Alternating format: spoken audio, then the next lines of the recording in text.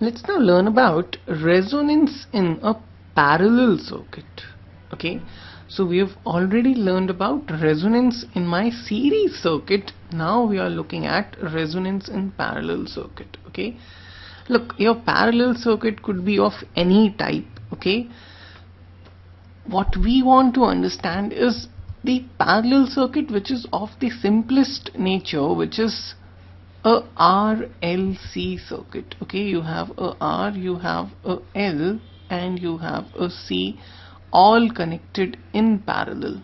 Okay, and you may have your voltage source or a current source over here. Okay, let's just say this is my R, this is my L, and this is my C. Okay, now your resonance in a parallel circuit occurs when your power factor is equal to 1, just like in your resonance in a series circuit. Okay, so your basic condition for resonance in either series or parallel circuit is your power factor should be 1. When you say power factor is 1, then you basically are saying your cos phi is equal to 1, or you're saying your phi is equal to 0. Okay, which basically means your voltage and current are in phase.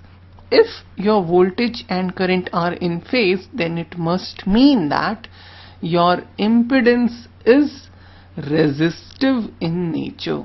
Okay, so the basic condition for resonance is your impedance across the circuit should be resistive in nature. Okay, it should be of the form Z is equal to R plus J into 0, or in other words your reactance should be 0.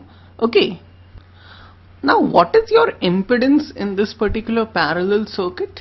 Your impedance is simply, you have R, L and C, right? So we know Z is given by Z1 inverse plus Z2 inverse plus Z3 inverse, the whole inverse, right?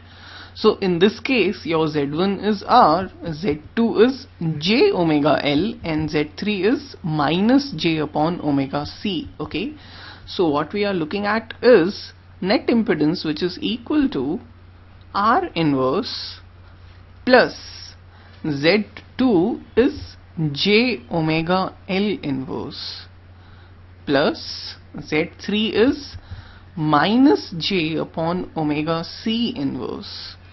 Okay, and you have to take the inverse of the entire thing. So this is equal to 1 upon, inverse is 1 upon something, right? So this is 1 upon this whole thing, right? Or this is 1 upon 1 by R, okay, plus what is inverse of J omega L? 1 upon J is minus J.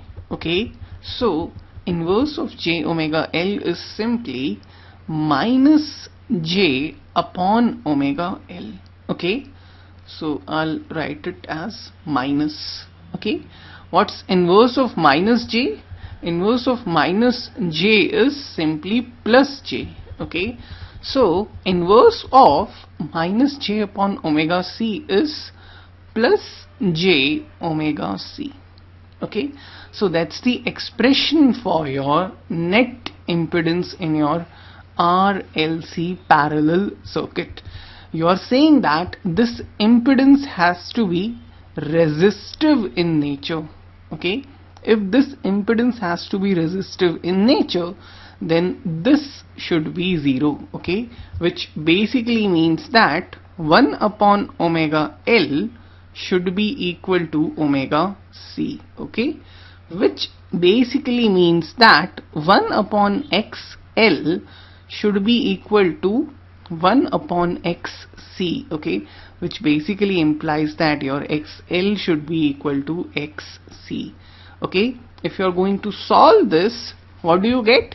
You get 1 upon omega square is equal to L into C, or you're saying that your omega is equal to 1 upon root LC. What is this omega? This omega is your angular speed at resonance. Okay, so this